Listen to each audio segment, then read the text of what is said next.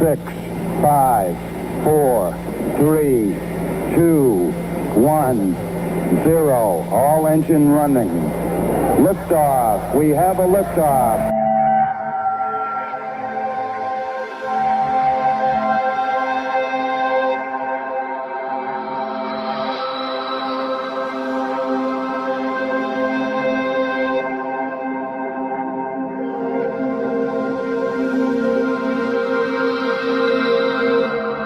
You're listening to Goof On Radio with Rich Giordano.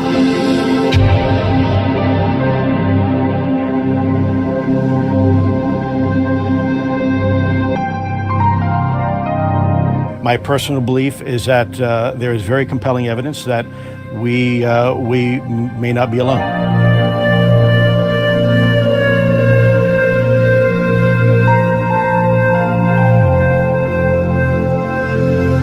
There has been and is an existing presence, an ET presence. It's not going to make a difference.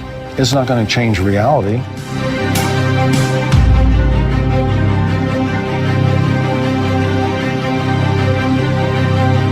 I believe, as do the other folks that were on the flight, that when we visually saw it, that it was something not from this world.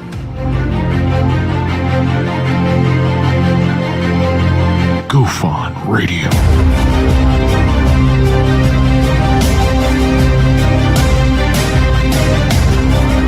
You were either in or you were either out, brother. But the cream will rise to the top, oh yeah. Goof On Radio with Rich Giordano.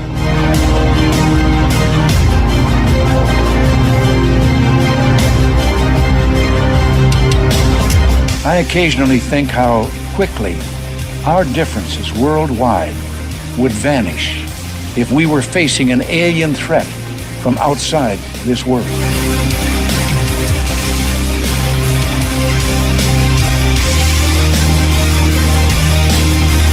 Goof On Radio.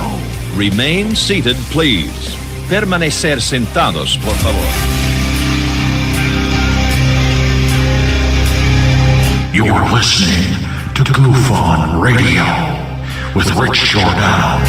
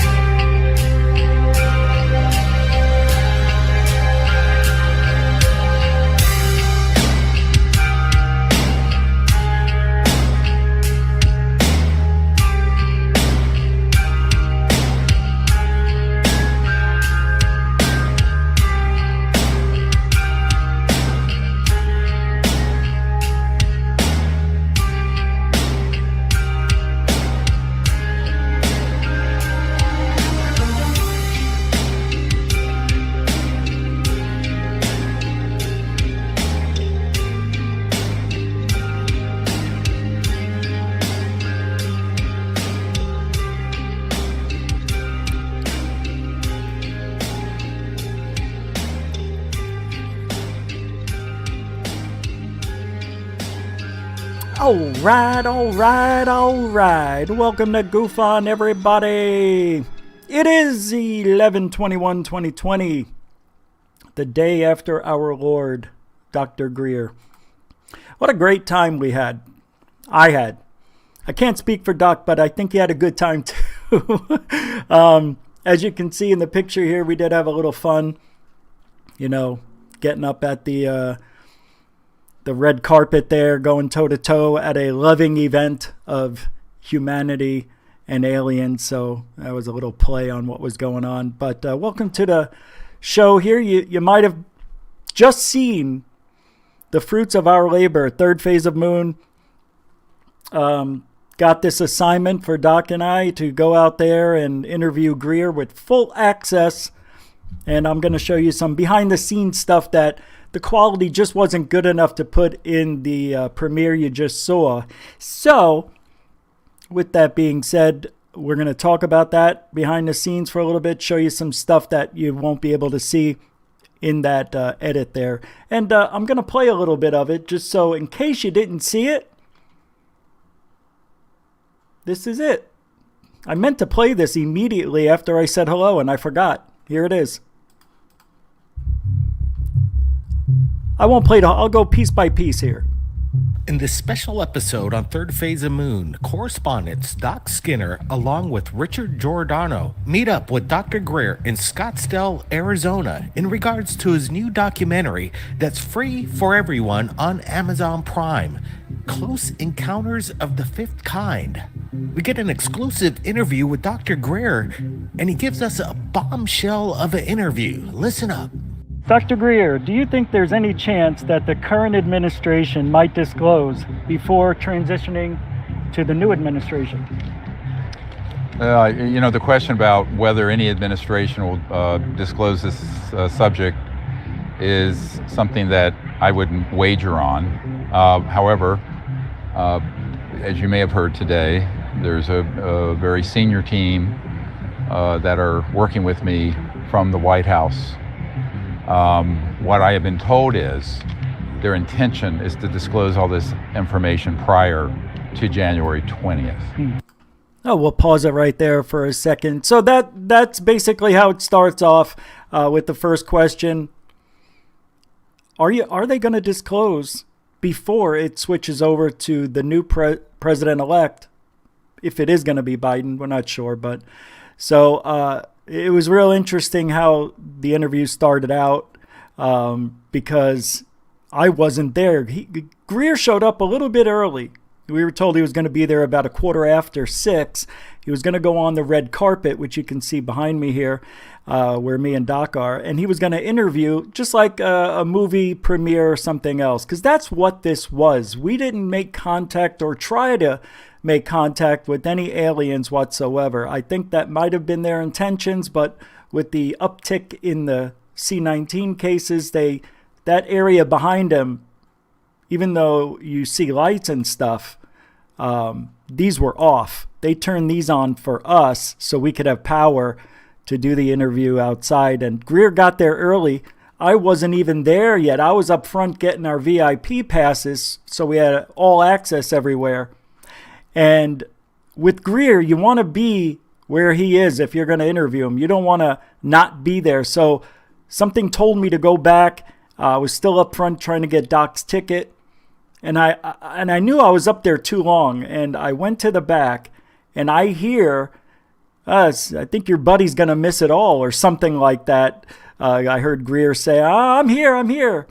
So I got there, mic'd him up. The Doc had to re-mic him because I had the mic a different way, which could have ruined the sound. So he fixed it, and it was funny because I almost fell down, and Greer, Doc saves me from falling over the bag that I tripped over, and you hear the crowd go, like there was a crowd of people there gathering around. Why is Greer going there first? Who are these people? You can hear people behind us. Who are these guys? What is this, the news?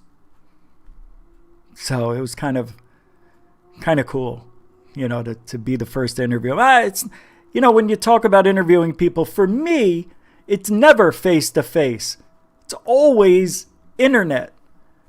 So it is a little bit magical for me. I thought Greer had great energy. I thought he was excellent. Eloquent in the way he speaks and everything else. So I'm going to continue with this because that's what it's about for this first hour. And then after that, I want to play the longest Bigfoot sound you ever heard and some other things. But let's take a listen to what Greer has to say because it's pretty cool. He's been talking about it for months and years, but it's nice that we were there and contributed. That's the possible good news. I'll believe it when I see it. It should happen. The bad news. Remember, he's talking about the question I asked, are they going to disclose before it switches to the new administration? Is that the intelligence community has been in the White House for 3 or 4 years and providing blatantly false information, disinformation to the president and vice president, and they have concluded that it is a threat to the national security. And so a disclosure of that type would be 1,000 times worse than the secrecy.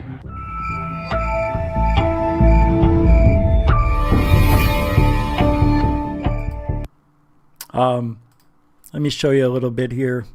a little behind the scenes stuff, because, you know, some of you may have already watched that. Let me go ahead and pull something up for you here. So, you know, we have a lot of stuff that didn't make it into that 25-minute documentary we just saw.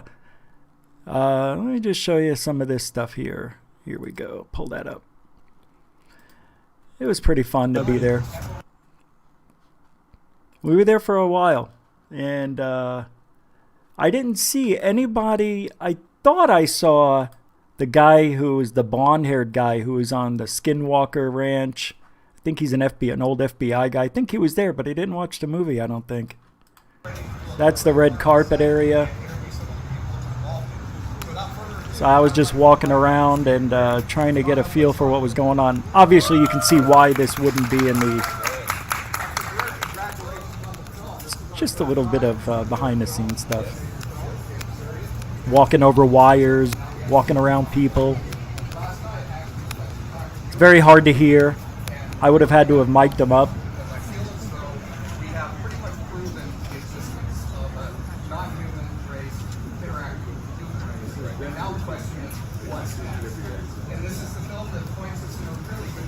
Demi Lovato did not show up because of the COVID restrictions. She did call in. I think it was a recorded call, but I'll play that in a little bit too. It's just very low volume. You might have to turn it up. It's better than this, but it was in the theater.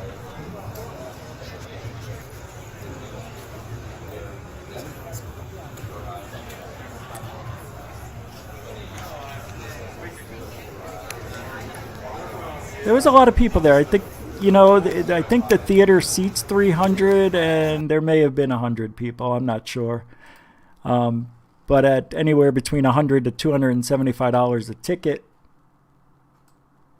Pretty pricey, you know. But that's Scottsdale, Arizona, man. It's like Hollywood. Here's some more from Third Phase in the interview. Giddy up. When I got involved in the issue of the UFO issue and the ET issue, starting in 1977 with President Carter, I realized that the work that I was doing was characterized by the national security state as a target for counterintelligence activities. When I see this thing happening with this To the Stars Academy, where they suddenly appear on the front page of the New York Times, and the CNN all of a sudden wants to talk with them, and they're on MSNBC and all this kind of stuff, I immediately kind of realized, wait a second, this is part of what I've been worried about coming out, because they were constantly spinning this story that this is a threat. My name is Tom DeLong. A lot of people know me from my band Blink-182. I started that band when I was 16. Through a series of meetings, I was soon connected to a large group of U.S. government officials from the CIA, the Department of Defense, and Lockheed Martin Skunk Works. These guys were the ones involved in the secretive U.S. government programs that dealt with these subjects. What's happening is the To the Stars Academy people, we're all, you know, Jim Simi Van, who's there, you know, the chief of covert operations, domestic for CIA, which in and of itself is totally against the law. You know, the National Security Act of 1947 completely, clearly, and unequivocally prohibits any kind of covert operation stateside. But here, that's who he is. And there he is there. And you got the guys from the DIA and the Defense Department and Al Puthoff and stuff. And they're all there. And what they're doing is they're putting this intense spin. Every single thing they talk about all has this kind of gestalt to it, that this is a threat. Yeah. And it very well could be a threat. It's a threat to our national security. It's a threat to our airspace. It's a threat to our sovereignty. It's what it is. It's a threat to our dominion over our own planet. And of course, they think that's their job. Our job is to assert full spectrum dominance over the entire planet. We actually have the documents from the 1992 United States Defense Department Policy Planning Guidance document, where they said that right at the end of right at the dissolution of the Soviet Union, said, oh, we've got to not cut back on our military spending. We have to increase it so we can establish full spectrum dominance. As most of you know, in 1999, after having dealt with the Clinton administration and the CIA director for Bill Clinton, you know, I concluded that the folks who were really in charge of keeping these things secret only want it disclosed within the context of it being an alien threat, which of course we know that that's been the narrative. That's 99% of the UFO subject, 99% of Hollywood, 99% of the History Channel, documentaries, 90+%. So that, of course, is worse than it being kept secret. Because why? That would create a global panic to galvanize support around a totalitarian military initiative to counter the presence of ETs. So the good news is the administration absolutely knows the UFOs are real. I know this from people who are in the administration who talk to Trump and Pence directly, daily. They, however, are, been totally misguided, like Marco Rubio, the Senator Rubio of the Senate Intelligence Committee, into thinking that they are a national security threat. And of course, that's the narrative that you see on CNN, the Washington Post, the New York Times, all the stuff coming out from all the disinformation agents that have penetrated the media and sort of hoodwinked the TTSA group, most of whom are counterintelligence experts from the Pentagon. Counterintelligence means, controlling and putting out disinformation and false narratives. So in this case, the administration is absolutely favorably disposed to disclosing. They are convinced it's real. And I have been working since August, I'll say this now, directly with people very high in the administration, providing them with an alternative perspective. So whether anything happens in the next 2 months, we got exactly 2 months before noon on January 20th. Now, on the other end of it, since President-elect Biden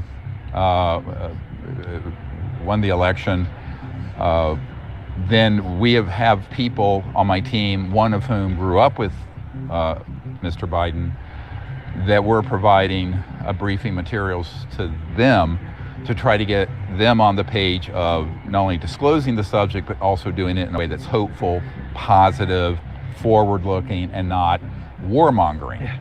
But that's also a very heavy lift, because I provided a briefing to Senator Joe Biden when he was chairman of the Senate Foreign Relations Committee, and at that time he was very much not favorably disposed to bringing this information out at all. I agree. So all I can say is it ain't over till it's over, and we are working very hard. I've been working 20 hours a day virtually since August, doing things with President Putin in Russia, getting information to him through people on my team who have direct access to the president, to the vice president, and now Biden.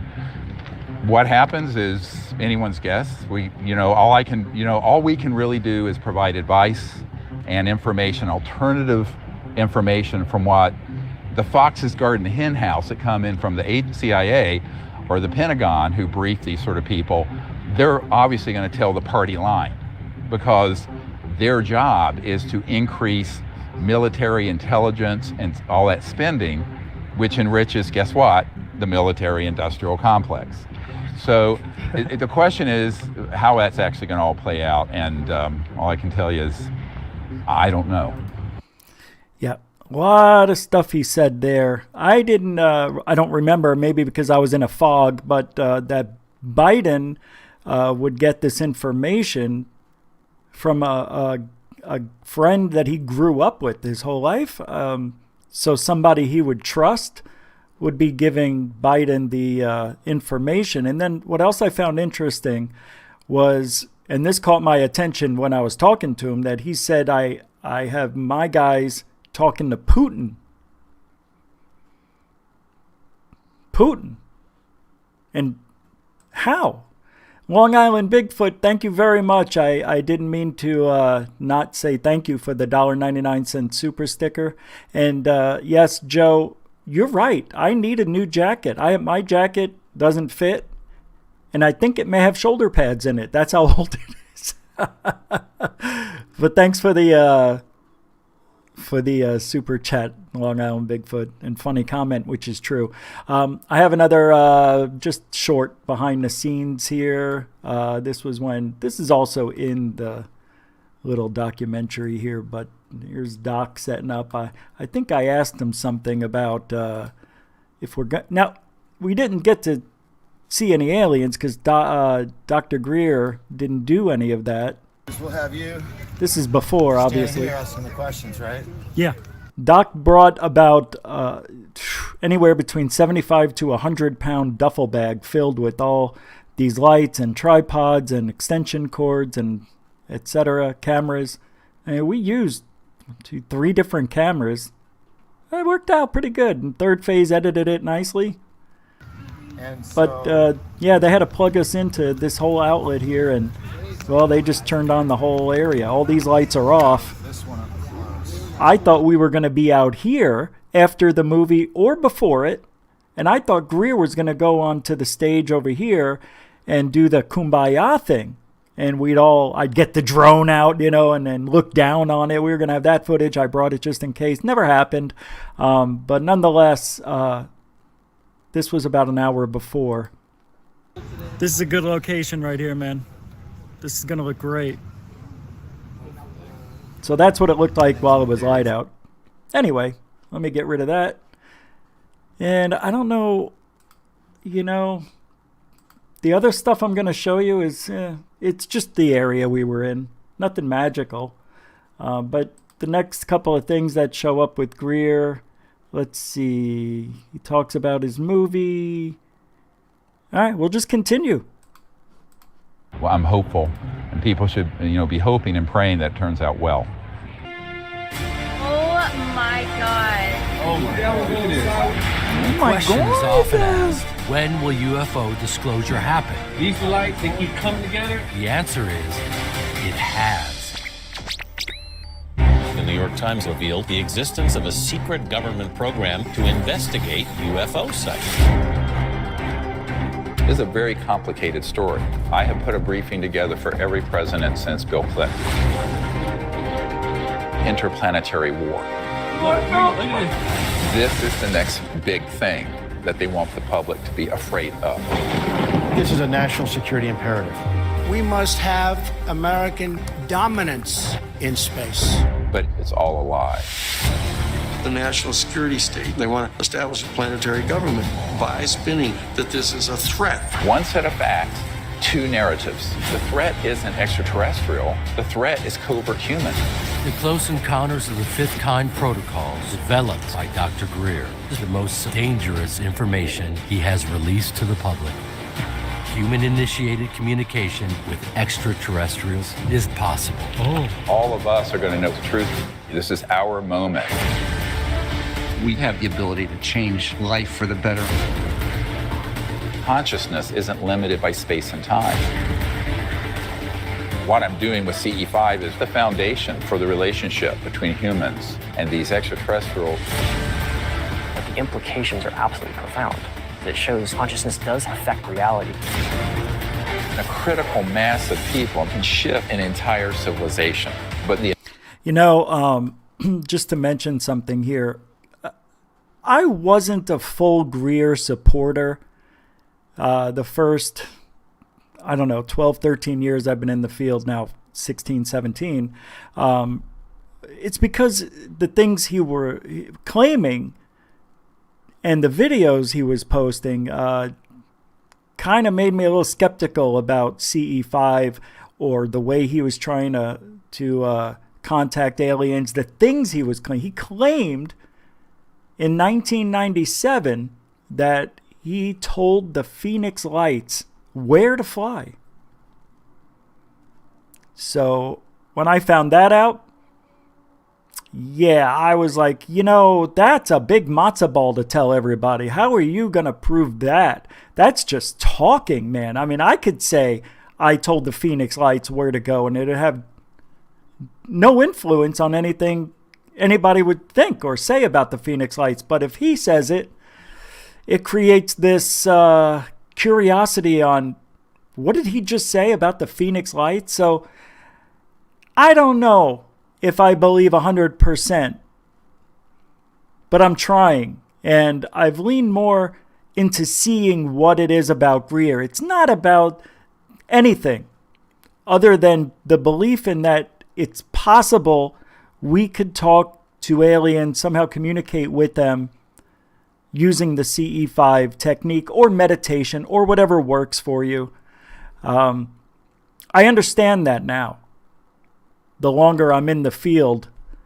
See, in the beginning I knew a lot about what's on the film, what's on video, but this stuff I always just dismissed because there is no proof.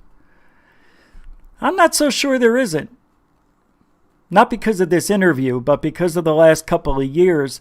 And that's what a lot of people have been telling me, and I haven't been listening to, is like the longer you're in the field, the more you're going to see. And I'm like, isn't that because I'm looking for it and I'm just telling myself, oh yeah, that's a, an alien or that's a UFO. But when you see something move and you have weird activity in your home and things happening while on the show, it is very hard to dismiss that there may be things that I can't understand. And I know that 100% now. So it's pulling me into wanting to believe this by trying it. So I am going to try full-fledged. I've been doing it for years. I did it my way. I'm going to try it this way by myself and get back to you if I have any results. And then I think I want to do it live with a bunch of you like we planned a month ago. So back to this, Greer, no matter what you think about him, the message and the point I was getting to is, so what? So what? This guy's not getting rich off ufology. He's got his own money. It's not about money. It's about giving people a belief. It's almost like a religion that you could communicate with aliens. And if nobody's getting hurt and people believe they're seeing aliens and talking to them, and that makes them feel better at the end of the day, so what? That's where I've changed. I used to say, so what? They're lying to themselves. But the older I get, the more you need to believe in something. And it's just like believing in God. It's like believing in a religion. You don't have evidence for it. You have a lot of scriptures. You got the Bible. Well, same with this. There's evidence out there. Strange things were captured on video, pictures. Even I don't understand how they were done. If they don't look fake to me, but this stuff's real. UFOs are real. And if UFOs are real, we're all here for the answer. Like, when are we going to see these aliens? When are we going to see the UFOs land? Maybe never. This is as close as it may ever get. And if you want to have a personal experience, then what's wrong with trying it? Let's continue. The intelligence community don't want the public to know. They say, what's in it for me? It's easy. A new world, if you can take it. Exactly. Oh my God. So why does the dark secret government have a problem with your CE5 protocol initiative? Well, I know, classified projects do not want people to be empowered to make contact bypassing the super state, let's call it. So what's more empowering than people, what I've said years ago was, okay, bye-bye. In the 90s, I tried to get the Congress and the president back then to do something. We had already started the CE5 contact program and had successful contact happen, which was well documented that the intelligence community knew about. What they didn't like was the fact that it was out of their control. Because remember, these are control freaks writ large. And so since it was out of their control, they didn't want this to happen, to get out there. And what, the head of Army Intelligence, General Albert Stubblebine III, Bert told me, and some NSA and CIA people pulled me aside in 1992 and said, look, we understand that consciousness and thought and the protocols that you're teaching people is the Rosetta Stone. Absolutely is the Rosetta Stone for contact. They all know this. But if enough people do it, then they can't control it and suppress it. And of course, obviously, they can sort of make problems for me personally or a team that I'm with. But if there are millions of people doing this, then it's game over. Yeah. Which is why we did this film, Close Encounters of the Fifth Kind. And with it, as important as the film, I feel more important is the CE5 Contact app. Because that's an entire training program in an app that you can get now. It's on the stores for Google and Android and iPhones. So I sort of feel like that's really what we need to be focusing on. Is it's not that I'm not focused on what might happen at the White House or Congress, what have you. We very much are. But I think that the real action is in the hands of we the people. It's in the hands of the populace. But the populace has to be educated and informed and take action. If they just sit and do nothing, you can see what sitting doing nothing has gotten us in 60 years of secrecy. Very true. And I did want to comment on something that was brought up in the chat room by several of you about this threat. And we've talked about it here on the show, and I don't believe in it. Greer does not believe in this threat. And then I thought about it long and hard, and I'm like, there isn't a threat globally, but didn't people in Brazil in 1986 get attacked by UFOs that were hitting them with light beams and causing burns and people getting radiation sickness? And then the military came in and stayed there for a month to 6 weeks, I think. Powerful. That's a threat. But the new threat today is the TTSA narrative. And you hear it every time Lou Elizondo speaks. You've seen it here when he talks to Tucker. It's a threat because they're in our airspace. Well, what they're really afraid of is, if it's a threat, is it China or Russia? That's what they want to know. Who's got this kind of technology? Hey, Lou, we do. It's your own government, I believe. I think it's us just shooting the shit, because back in 93, the Iraqis, and I think it was, I'm not sure if I'm right about this, the Iraqi war that we had back then, saw drones that were doing incredible maneuvers that drones shouldn't be able to, man-made objects shouldn't be able to do. And if you look back at the drones, thank you, Tina Mobley, for the $2 super chat. Love is the key to everything. Yes, it is. 100%. It really is. That's what they want, the aliens. They don't want us fighting, ruining the planet. I think if there is going to be disclosure, I don't think it'll be in my lifetime. I think it'll be in 50 years when everybody, the old guard, is out. That way of thinking is gone. I think we have to milk it, and it's going to take forever to get that negative way, that threat way of thinking out of the system. And I don't know what kind of... obviously, there's a big power grab on it. I mean, people don't want to disclose alien technology or anything alien at all because they think we can save the world with it, and maybe we can, and that'll put the gas and oil and pharmaceutical companies out of business. Hey, I'm all for it. What's wrong with that? Oh, you don't have any more money? You mean you can live a lot longer, maybe another 100 years or forever, and get technology that could take you other planets, and you're worried about you and your family's bloodline and controlling the planet for the next 1,000,000 years? That's all this is. That's why the government is what it is. It's over control. It's over money. It's power. They want that technology to rule the world. You know how we always hear China says they want to rule the world.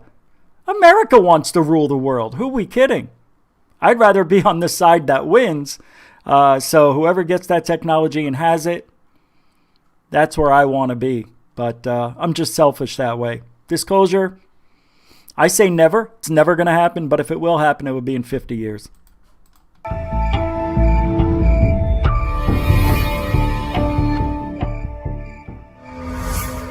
When you accept what this science is showing us, that we are all connected, and you then say, well, hold on a second, if we're not just connected with human beings, but we're also connected with the plant life, with the planet itself, with the entire animal kingdom, and you begin to develop that deeper sense of empathy with all that, who's to say that that interconnectedness doesn't extend to all the other planets, to the cosmos? If we share that with extraterrestrials, what does that world look like? If consciousness and thought can affect something at a distance, and at a very great distance, even many miles or thousands of miles away, instantaneously, what does that mean for us communicating with a civilization that is centered in the science of consciousness? And that is their chief operating system. It's not electromagnetic. They use it, but it's beyond that. So now add to everything we know about the internet and communications and telecom, and then add a deeper level of trans-dimensional physics that involve electronic devices very clearly picking up intended coherent thought. That's what you're dealing with. It's like Dr. John's random number generator experiment on a cosmic scale, but at a level of perfection where there's precision with the thought that you project to it, its reception, and then its activity. Interstellar civilizations are using consciousness-assisting technologies and technologies that assist their own consciousness, both, in all their travel and communication systems. The central operating system for any interstellar competent civilization is the science of consciousness and all the physics that go with that. Do you think the I'm going to just show, before we get into the next question here, a little B-roll footage of the elevator that got me to my VIP seats, which were, you can call it the front row, because they didn't have a front row. I think it was taped off, so we were in the front row above the front row. So we had to go down to underground, and it was pretty cool. Here we go. I went to the restroom while everybody was in there. And this was at the Scottsdale Theater of Performing Arts, Scottsdale Road near there, and Indian School, which is in Arizona, obviously. But pretty cool elevator. I love elevators, so if I had a chance, I would go to everywhere in the world and do elevator videos. That's all my channel would be elevator videos. It's a great idea. If anybody wants to support that, let me know. And I'll make a channel up if you want to pay for my worldwide escape. That's the stage level, where you walk through that door and you have somebody chaperone you to the aisle. And I'll show that a little bit later. So, yeah, we were really there. It's not fake. I saw somebody said we were faking this in the third phase. I think it was about that. They didn't really interview Greer. All right, here's the next question. The U.S. government has in its possession any off-world vehicles? If so, where do they get it from? We know for a fact that they have multiple vehicles from other star systems. Absolutely. Yes, and that's begun to leak out.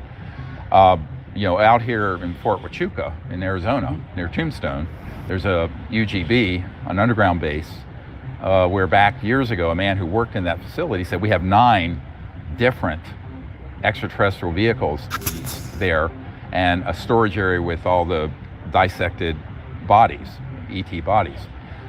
So yes, absolutely they do. They've been studying them, of course, since the 40s or before. A little bombshell I'll share with you. I received very recently a photograph that fell out of some belongings of a woman who had been at the atomic bomb site in 1945 and then was transferred to Roswell. But it's a photograph of an ET being dissected on a table from the 1920s. So this goes back, when I talk about the lost century, that there's a century of knowledge, technology, information that is just poof, gone, you know, into the black hole of Calcutta, the black pit of secrecy. That is really true. And I was astounded. We had the top experts in the world for medical equipment and clothing look at this. And they said it's absolutely from the 20s, between 1922 and 29. And it's an ET on a slab being autopsied and dissected. So that we have just acquired. The family that has shared it with me has allowed me to put it in the briefing for the president and the president-elect. Are you kidding me? So he's saying before Roswell, there's evidence from 1920s of an alien autopsy. And he has the photo. He can't go public with it, but he could tell us about it, which to me, I need to see it. But I guess the next president is going to see it, be briefed on it. See, this is the stuff that, why not just show it? Why not just show the photo? In my mind, I keep thinking of the alien autopsy film. That's the photo I see in my head, you know, where it's laying down. And I hope it's not like that. Anyway. They have not cleared me to release it publicly, and I honor my word. So hopefully, eventually, I'll be able to convince them to let us put that out. Yeah. Hopefully. All right, a little more. Show you a little background here. This is going to be walking up to the event. Hey, I was just trying to figure out a way I could show you guys what it was like to be there. So that's why I'm doing this. Here we go. 14 seconds. Just walking up to the Scottsdale Center for Performing Arts. That's where it was. Pretty nice. And then when we get there, you walk up to a guy who works there, and you had to wear a mask, and they take your temperature. And when I got there, of course, I had the air conditioner on me, and I'm sure Doc did too. We got there at the same time. It was funny. We never met each other before. And he says, call me when you get there. So I get there, and I'm getting out of my car, and I see a guy stops walking and looks at me. And it was him. I'm like, what are you doing? I can't believe this. I go, what are the odds? He's like, yeah, synchronicity. I was going to call you. He said, I thought I'd just show up. So that was kind of nice to meet Doc for the first time.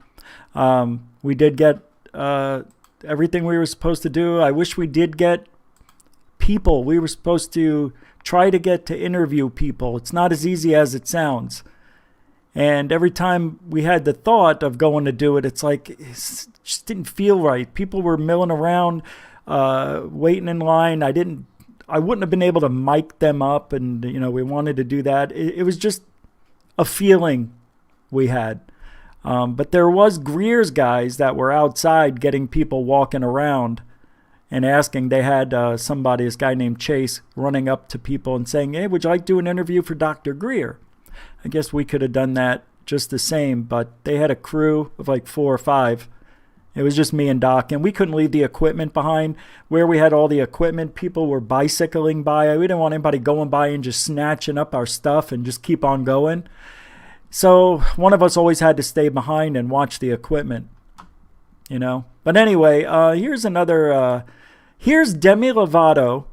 She was supposed to be there, but because of the C19 protocols and the record numbers we're having, she, I think, recorded a message to make it seem like she called in.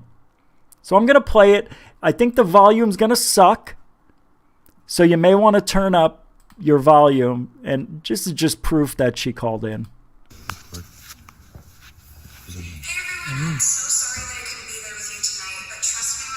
Oh my God. The camera didn't turn. Well, that's funny.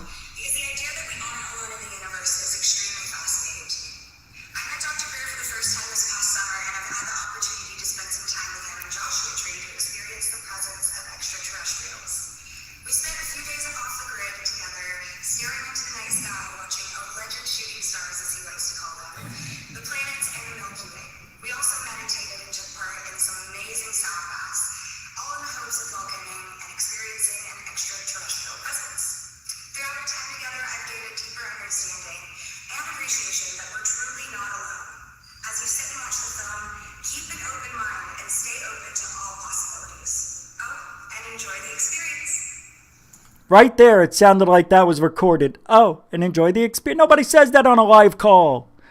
Who are you tricking? All right, that's their fault, not mine.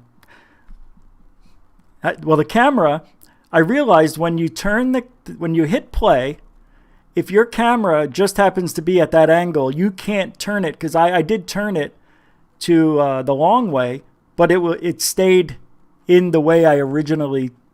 See, my new phone doesn't. I'm using an old phone with 4K on it because it has a plug-in. Never mind. All right, where are we here? That was inside the theater. I think I got another theater, a couple of theater things in here to show you what it looked like. Let's take a gander. Theater, here we go. Let's pull this up for you. It's a nice theater, I have to admit. Very nice. I think this is me walking in or standing up. I don't know. I got so many of them. Here we go. Is it up? Nope. Here we go. Where the operating system for all of these civilizations is based in the science of consciousness, which is why that's a major part of this film and a major part of the CE5 protocols and initiative. If you go to CE5 Contact app, which is on all the stores now, you'll see that the main thrust of it, there's a lot of technical information, but the main thrust is the meditative state, the ability to go into consciousness and see remote places, and to become an ambassador, and by inviting them politely to come. So if we invite them politely to come, they will come. And I think that's one of the reasons why. If you invite them politely to come, they will come. I'll remember that. So that's all you got to do. Just ask the aliens nicely. All right, we're almost done with this. The men and women who are on this stage can prove that we are not alone. Oh, the NPC. Remember that? Oh my gosh.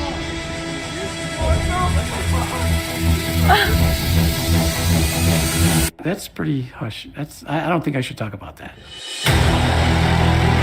The project was called the Advanced Aviation Threat Identification Program, run by an official named Luis Elizondo. I think this is a national security imperative. This is the next big thing they want the public to be afraid of. Have you not watched Unacknowledged? What is Unacknowledged? You gotta watch Unacknowledged. What is that one? Okay, you gotta watch Unacknowledged. What is it? You gotta watch Unacknowledged. Things started to appear.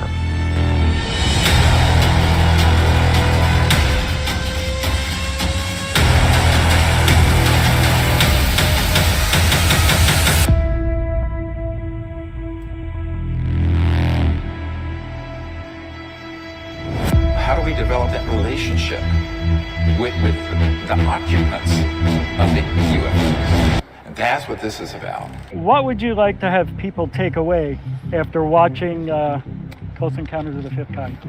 I think the big takeaway from Close Encounters of the Fifth Kind, which is now on Amazon globally, so is Unacknowledged. But this documentary, I did it very quickly, and a lot of people don't know why. Because I had back channels coming out of the administration, the Trump administration, as well as the Congress saying, this is on a fast track to have this issue disclosed as a national security threat and as a world threat. Just exactly what Wernher von Braun warned about in the 70s before he died. So I said, you know what? We've got to get this message out to millions of people who will take the matter into the hands of the people who are awake, conscious, enlightened, loving, good, regular people. Most people are not sociopathic murderers, all right? Most people are good people, but those good people can't do nothing. So this movie is really a call to action. And the big takeaway is 30 years of making contact. I've headed up, this is the 30th anniversary right now of the CE5 Contact Initiative. We've never been harmed. We've never been scared. We've never had anything terrible happen. We've had people have amazing healings with the ETs there, which are in the film, you'll see it. But, so I tell people, we have to get out of our fear mind and get into our higher consciousness and heart and love state and be, in lieu of the government doing anything smart, we have to be the ambassadors from Earth to these civilizations visiting. And what's interesting is that that's what they're waiting for. Everyone says, what are they waiting for? Why don't they come? Why don't they land at the White House? And Larry King asked me that in the 90s. I said, they're waiting for an appropriate response that's not militarized and violent from humans. So I can tell everyone listening and everyone listening here, this is really ball in your court. For whether or not the White House, whether or not the Congress or the Kremlin or anyone else says anything about this, it'd be great if they would, and it would be something positive. But if they don't, guess what? We're not powerless. So this film is really a message of empowerment of we the people, how Jeffersonian, my farm in Virginia is right down the road from Thomas Jefferson's house. We the people have it in our power to make contact, to establish relationships, and if we need to, bypass the governments. So that's what that is. It's sort of a citizens diplomacy call to action. And the CE5 Contact app is the manual of how to do it, how to form a team. And also what's cool about the app, just so people know, when you get on there, you can see who is in your area that wants to do CE5 and form a team. So you don't have to be alone. We didn't have that until it came out in April. So now people can connect and network with people in their area and go out and do these contact protocols so they're not by themselves. So that's a very nice feature for people to network with. Oh my God. The New York Times revealed the existence of a secret government program. This is a very complicated story. CE5 is the foundation for the relationship between humans and extraterrestrials. The intelligence community don't want the public to know. They say, what's in it for me? A new world, if you can take it. Exactly. Exactly. A new world if you can take it. Yeah. I love this one, don't you? Classic. Go ahead, shoot it. Shoot it now. Pew. Oh, here it comes. Change direction, Ollie. And there's you. It's all ice crystals anyway, isn't it? It's all crystals. Well, it was, you know what's really weird about this? It's like we all live in our own little world, right? Our own universe, it seems. And my experience going there and hearing it firsthand and watching it, it is so much different. I don't know. It's just weird seeing it this way. In my head, I have it a certain way. Look, it came out great. That's what I'm saying. Everything worked. I was happy with that. Third Phase, thank you very much for getting us full access, Doc and I, and that's what the Arizona team here is for. And, you know, it was my first time interviewing somebody that way, so I learned a lot. I learned from Doc. He's been in this field, not the field, been in working with cameras and people for over 30 years. So he had a lot of knowledge to share, and I appreciate that. And thank you for everybody involved. It was just fantastic and smooth, and we'll do much better next time and the time after that. So good deal. Hey, look, you got 2 major exclusives from the Arizona team in 2 months. If we can do that every month, I'm happy with that. The things that are coming up, and don't forget, the final stage is going to be the documentary that's coming out, Countdown to Disclosure, in February next year from Third Phase, which is another Greer documentary, and this one will blow your face off. It was good. It was unbelievable. I don't have any other words. You just have to watch it. I think I've seen it 3 times now. Well, I get to look. I get to look at that stuff and see what it looks like, just for commentary for them. If there's anything that needs to be changed or whatever, did I like it? You know, they send it to Doc and other people too, but it's just neat working with. See, a lot of people don't know. They think Third Phase pays people all this money. Nobody's getting paid to do any of this. As a matter of fact, it costs them money probably to set things up. A production like this would have cost thousands of dollars, probably $5,000. It's just interesting that people have this thought about Third Phase and that they're just paying all these people to do these things for them. And it's not quite that way, just so you know. We all do it because we all are into the same thing, to get the message out to the people. That's what it really is.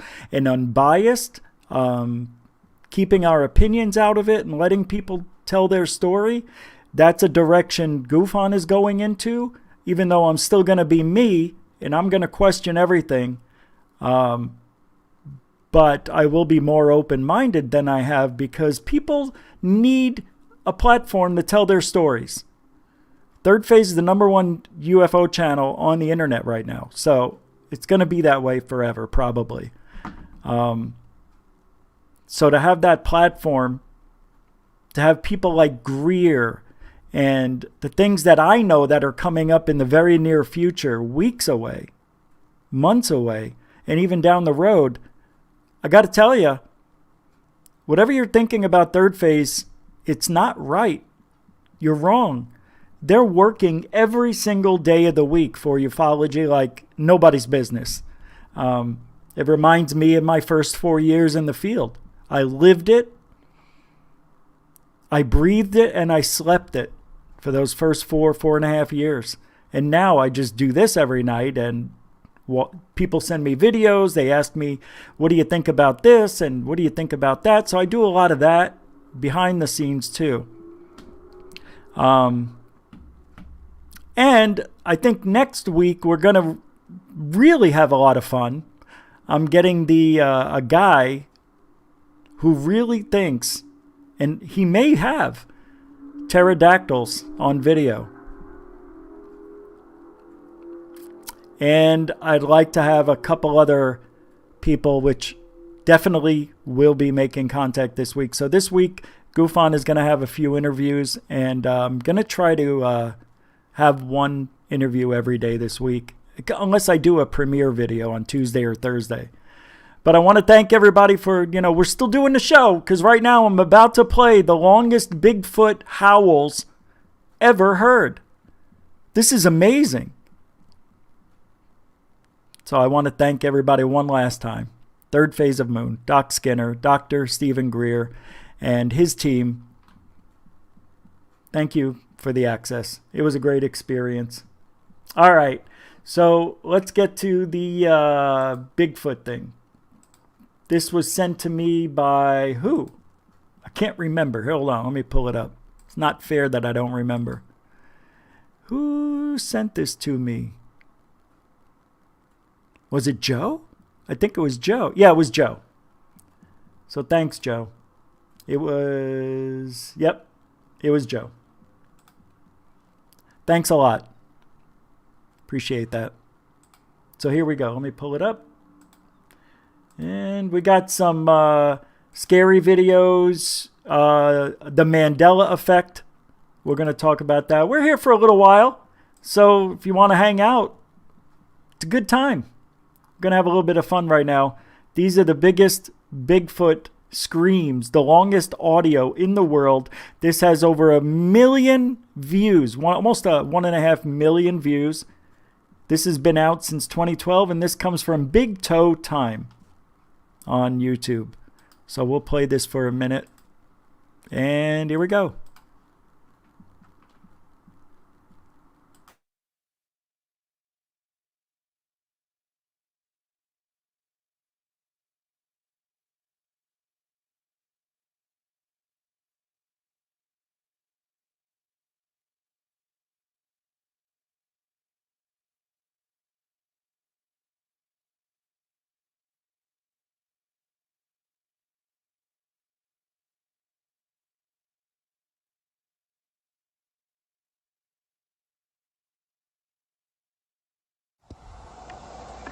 It's over here, too.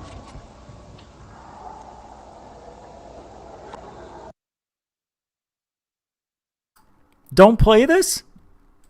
Why shouldn't I play this? Is there something I should know before I do?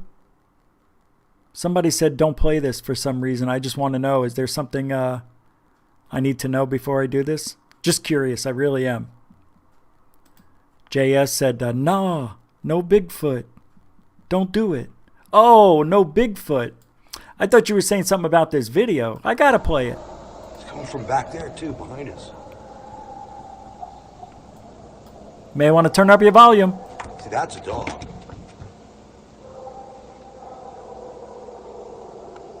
You hear that?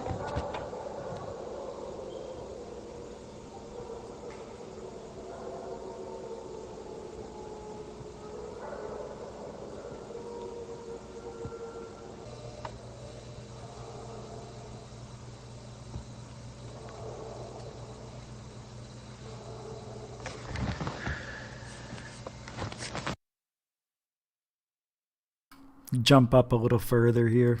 It's taking too long. What the fuck is that? I don't know. Shh, let me listen.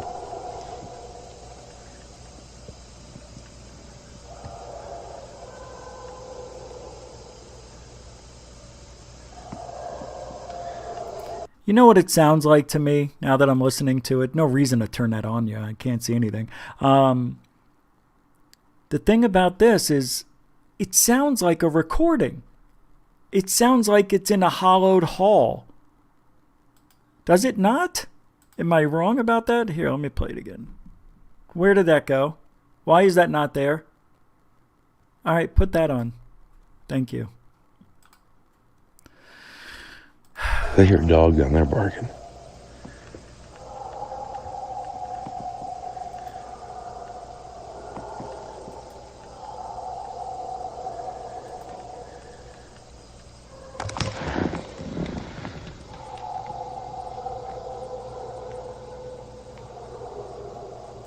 See, what these guys need to do is show us what it's like in the daytime. I would actually like them to someday, anytime somebody hears something like this, to go a mile away with a megaphone and try to sound like Bigfoot and see what the audio sounds like. Then go a mile and a quarter away and do it again. Then go a mile and a half. Maybe go 2 miles out. Until it sounds like what you're hearing. That, I think, would be the best way to figure out how far away Bigfoot is. Nobody's doing that. I don't understand why. My video's blurry? Figures. Yeah, it's not us, guys. It's happening on every live stream. Hey, Mr. DB Cooper. Thank you for the $10 super chat. My Bigfoot guy, he says. Yeah. Thanks for the super chat. Mr. DB Cooper 77. Let me just get you a little more. I mean, it goes on for a while. A little nervous.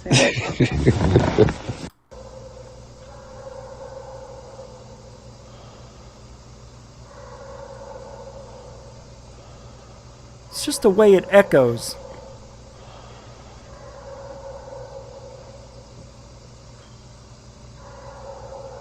That's dogs.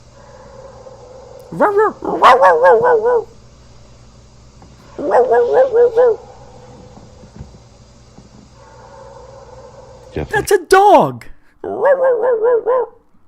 Watch. Yeah. Sounds just like it. Yeah, a dog. Amongst the howl. Sounds like a dog howling, maybe near a cave or something, or I don't know.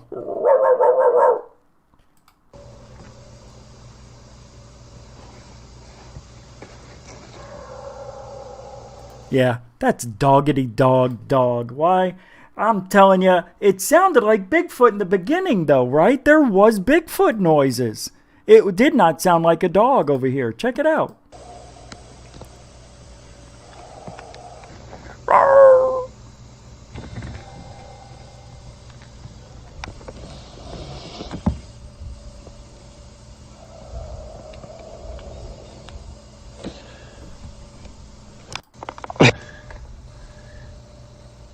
Juno, what did you hear? Come on.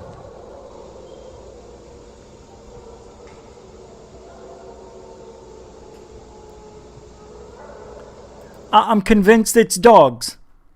I'm convinced it's dogs. That's why it goes on for... I'm convinced that is 100% dogs now that I hear it in the headset. I didn't hear it in the headset before. I'm pretty convinced on that, and I'm not even a Bigfoot guy. I think it is. I enjoyed it because it makes you think. But that's all the Bigfoot I have for now. I've got some interesting ghost videos here. These are pretty good. So I'm going to play this from Slapped Ham.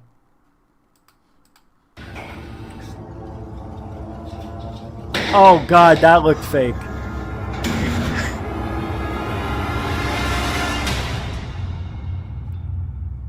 How you doing? I'm Callan and this is Slapped Ham. What's up? Today we're looking at some freaky videos no one can quite explain. So hit that subscribe button and get ready for more eerie content. Just like this.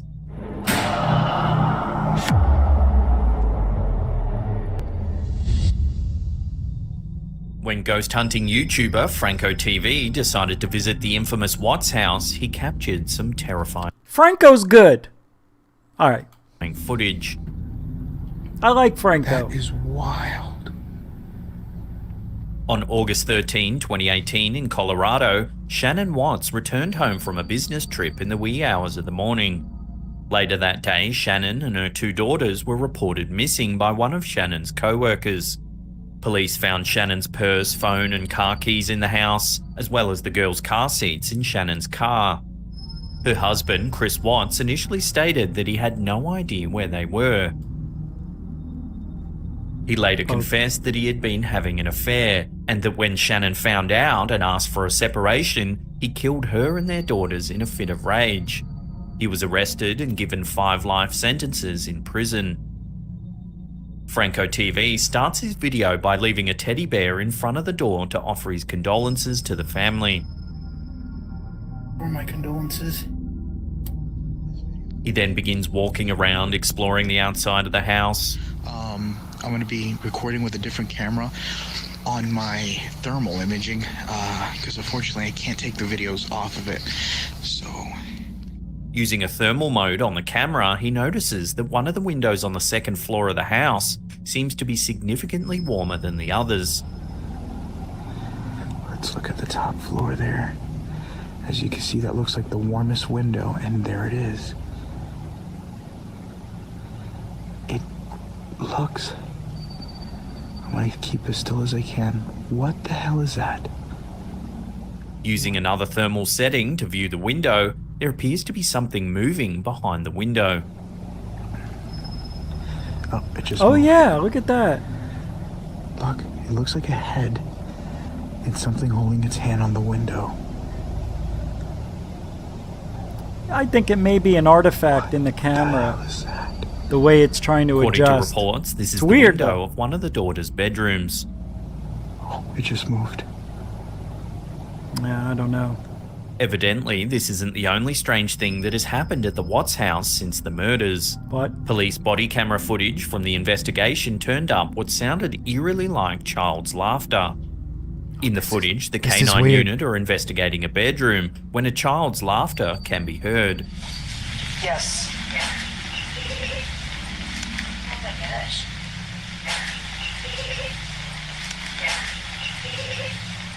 The officers themselves hear the noise and begin looking for an explanation, thinking perhaps a toy made the noise. Go in there and step on that little blue thing and see if that's where that.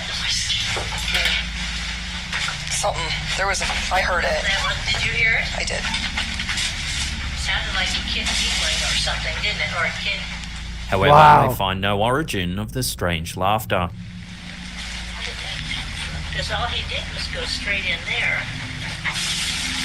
On a later date, CCTV footage showed a woman entering the house. Police investigated, but the house was empty. Redwood Police Department, anybody in the house? That's crazy.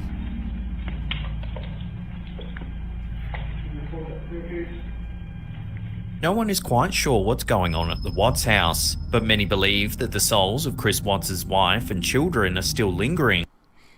Thank you, Frapsap. Appreciate that. Frapsap and I were on Dark Hour Paranormal today. If you guys want to hear a really good show, I think that was one of the better shows of the year on Dark Hour Paranormal. So we talked about time travel and other stuff. It was pretty freaking awesome. I didn't want it to end, but I had to I thought I was doing my show, and then I switched it because third phase asked. Wish we could have went longer. But thank you for the $25. My God, I appreciate that, guy. Man, my guy. Thank you for that. Thank you. Guys are great. The support's unbelievable. Very blessed. All right, here we go. What's next? Legacy was live streaming on Facebook from their home in Fort Pierce, Florida, when they captured something truly bizarre on camera. When Shy Unique thought they saw something odd moving around the trees near their home, they decided to open the door and begin filming.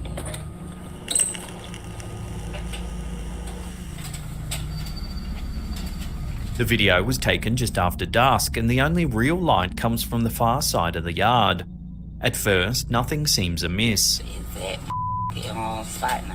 The uploader zooms in more closely to the area where they thought they saw the strange movements.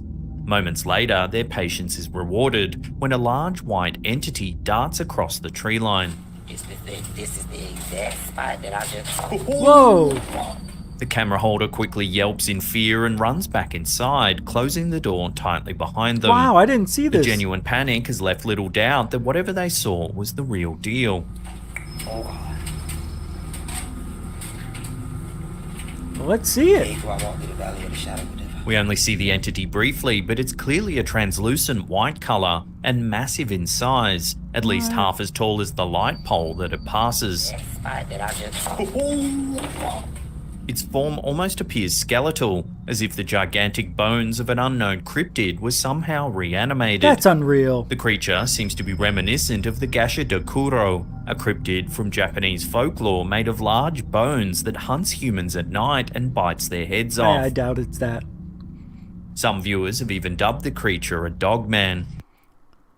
Yeah, I just can't get over this. I mean, it's in there, man. That's in the picture, in the video. That blows me away. See, this is what I hate. This is what made me get almost violent on Dark Hour today. It was just like, damn it. The evidence is always fleeting. It's there. There's something there. It's a trip. All right, let's go to the next one here. One more. I think this one's pretty good, actually. All right, here we go. Goosh. However, when things were getting particularly eerie, they began capturing their own ghost videos to share with their YouTube viewers. The YouTuber himself is featured in the video from CCTV footage as he tries to get some sleep on the sofa. The room is quiet and peaceful at first. However, the quiet is quickly shattered when a small plastic chair near the back of the room is thrown up into the air. God, that looks fake. Why does it look fake? As if this wasn't frightening enough, the way the chair moves is truly bizarre. It never tips or tilts. The seat stays perfectly parallel. That to is the floor. true. If there was a string here, it would have, you know, tilted diagonally. So the only thing I'm thinking is, and I see something here, I don't know, they may have a wire coming down and going through it, right? So what it is, somebody's pulling a pulley here. No, if they pulled it there, then it would go this way. So there might have to be, it might be pulled by two strings. Man, that would be tough, right? That is interesting. The sleeper doesn't seem disturbed. He didn't even wake up. How do you not wake up from that, right? The alleged ghostly activity continues a minute later. This time, a dog toy resting in the middle of the floor appears to move all on its own. All right, that's interesting, a ball moving. Although there's no one near the ball and certainly no wind in the room, the ball begins spinning its way across the floor. Pretty smooth. Additionally, one eagle-eyed viewer noticed that in the very spot where the ball once sat, you can briefly see a circular light flash on the floor. Some believe the most likely cause for these types of occurrences is a poltergeist. a specific class of spirit strong enough to move physical objects. Pretty good stuff, I have to admit. I mean, say what you want. There another one? This video starts in the midst of panic. Our YouTuber is sitting up, presumably in bed, pointing a camera at the door while fighting back tears. Even if you don't speak her language, it's clear that something terrifying is happening by the fear in her voice.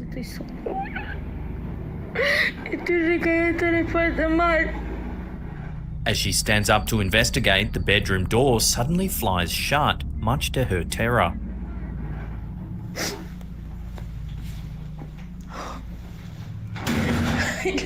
The slam of the door is followed by unexplained banging coming from outside the room. Of course.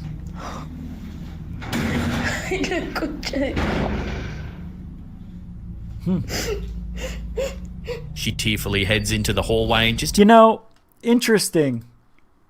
Do you know nobody's ever been killed by a ghost? Why are we so scared?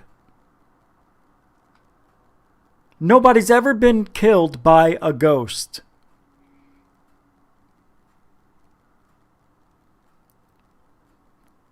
I don't know anybody. If you're going to tell me a poltergeist killed somebody, I'd like to know how. I've never heard of it. Possession is not the same as this by a ghost. Well, I guess it could be, right? I guess you could say it. But I don't know anybody who's died. I mean, I wouldn't know anybody personally anyway. But I'm just saying, I've never heard of anybody dying from a ghost. Let's do a little bit of... Do we have a Mandela effect here? We'll do one Mandela. Love me a Mandela. All right, let's try this. Here we go. Many people remember famous lines from movies and lyrics from songs as they never existed. For example, in the film The Empire Strikes Back, the iconic line that Darth Vader says to Luke as he reveals that he is his father is often misquoted. Countless people think the line is, "Luke, I am your father," when in actual fact it is, "No, I am your father." You never know what you're gonna get. The Gump says, "My mum always said life is like a box of chocolates. You never know what you're gonna get." When the line is actually, "My mum always said life was like a box of chocolates. You never know what you're gonna get." Another example of the Mandela effect is the mistake often made to the lyrics of the famous Queen song, "We Are the Champions." Freddie Mercury doesn't sing "Of the World" at the very end of the song as a number of people think he does. Other examples include the iconic Monopoly. With the Queen, people are confusing it with Bohemian Rhapsody. Because the very end of Bohemian Rhapsody, it's not the same words, but it's the same effect. Any way the wind blows. And people always think that they do the same thing with "We Are the Champions of the World." It's not that way. It's "We are the champions." And that's it.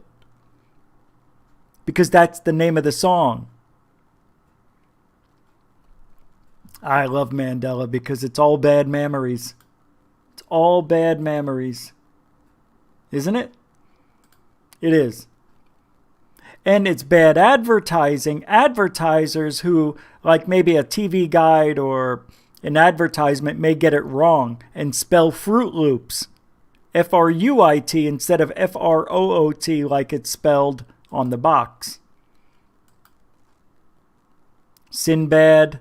I really thought there was a movie that was the Genie movie. I really did.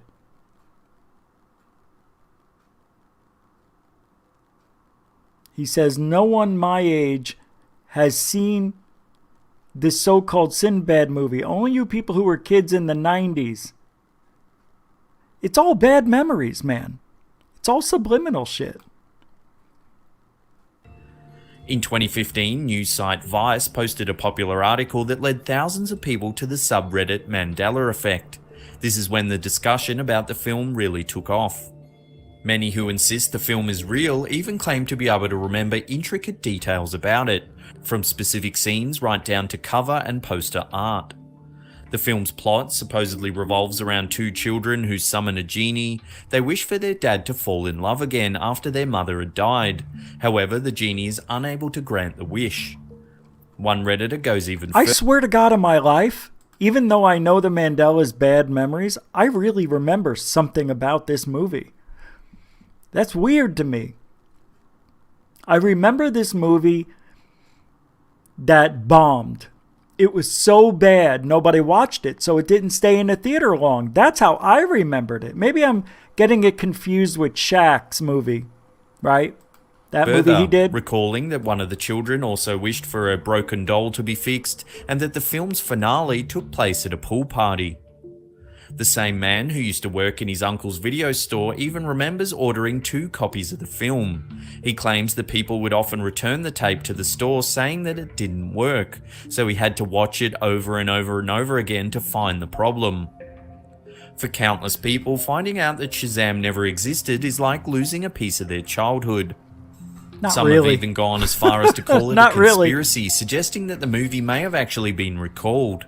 All right. Others believe that those who remember the film may have experienced it. May also explain why so many people have memories of certain land masses originally located in different places. One of the most common is the belief that Sri Lanka used to be located directly south of India, not to the southeast as it's depicted on maps now. Even a number of Indians believe that Sri Lanka was always located directly south of their country. Another country that many claim is no longer where it used to be is New Zealand. Many believe that it was always located northeast of Australia, not south. Don't you think it's because when people put together the maps, they just put it so it was easy to find? That's what I think. Bad mappers. Southeast as maps show it today.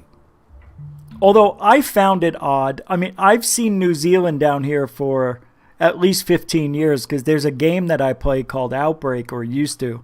And it was about trying to save the world from an outbreak, you know, of a contagion. And you try to take the breakout. And I know New Zealand is there because you really get to know the continents and where everything is.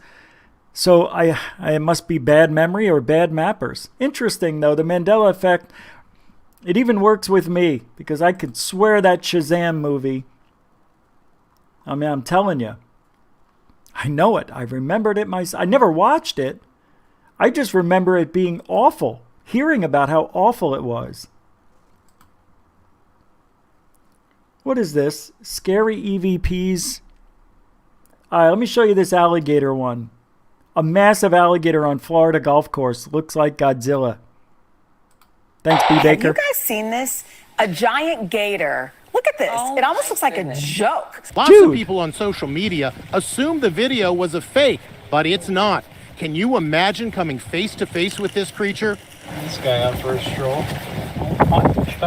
The video was taken by a pro golfer at the Valencia Country Club in Naples, Florida.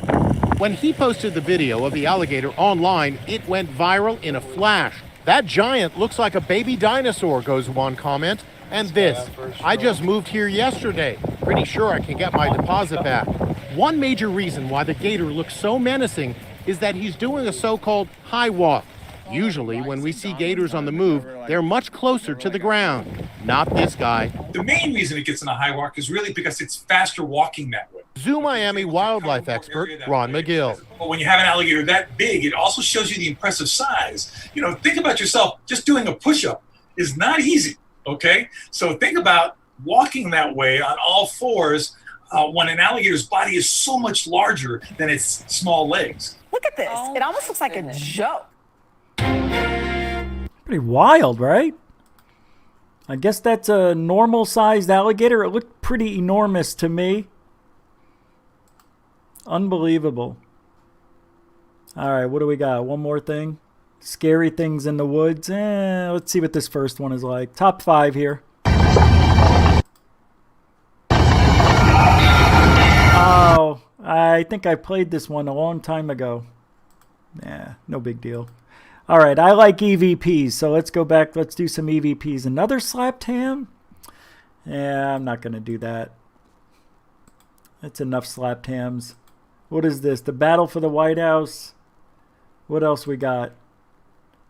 Oh, okay. This is crazy. I'm just going to play it for a second. Have you seen this video that's gone viral?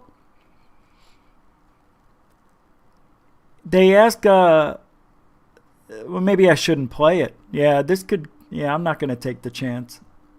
Well, it's not monetized anyway. It's on YouTube. But it's, what are white people superior at? Superior at. All right, let's see. Of course, and this was featured there on the YouTube page. You know nothing about this. And I told Dave, because, you know, he works with, I said, what are white people superior at?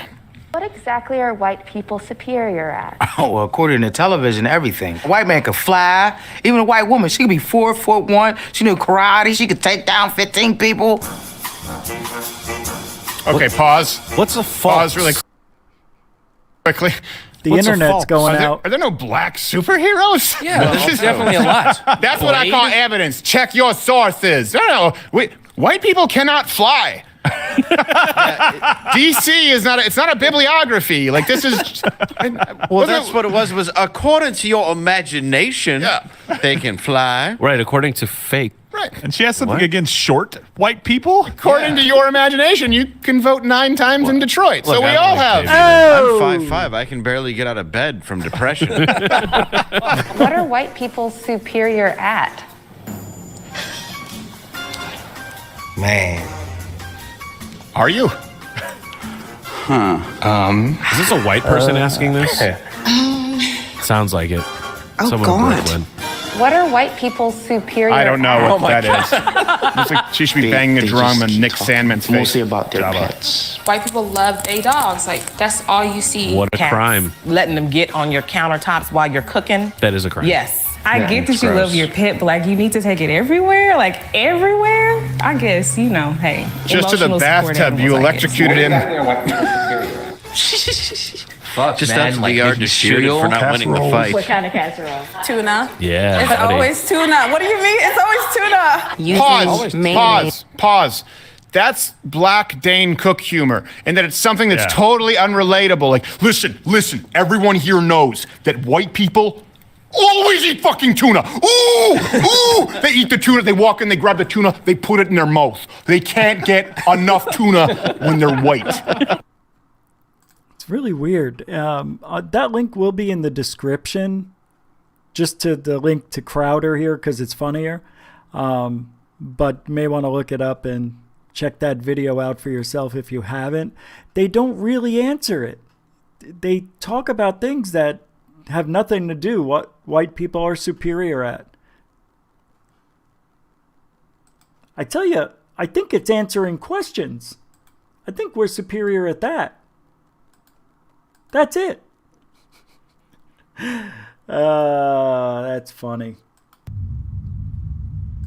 That is so funny. Well, thank you all for hanging out. We're done for tonight. So I want to thank Third Phase of Moon for everything with Dr. Greer and everybody who came over and checked out the video at Third Phase and here. Appreciate you guys coming over to look at the behind the scenes stuff. Thank you, moderators, super chatters, veterans, and newcomers alike. This has been Goof On your Saturday night. We'll be back tomorrow, 10 Eastern, 7 Pacific, with something. So, anyway, thanks again. And as always, if you ain't looking up, you ain't looking out. Giddy up. No, seriously. It's true. All right, we gotta go. Good night, everybody.